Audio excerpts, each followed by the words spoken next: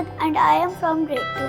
آج ہم لوگ سیکھیں گے اردو کی سرگرمی میں فاعل، مفعول اور فعل کی پہچان کیا ہوتی ہے۔ فاعل جو کام کر رہا ہو، مفعول جس پر کام کیا جائے، فعل جو کام ہو رہا ہو۔ مثلا زہرا نے بلی کو دودھ پلایا۔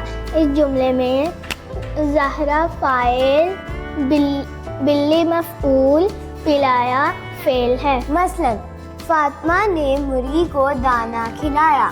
اس جملے میں ہمارے پاس فاطمہ فاعل، مرغی مفعول، کھلایا فعل۔ مثلا لڑکوں نے کرکٹ کھیلی۔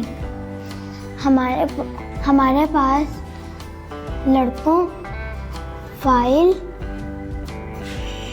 کرکٹ مفعول، کھیلی فعل ہے۔ مثلا احمد کتاب پڑھتا ہے۔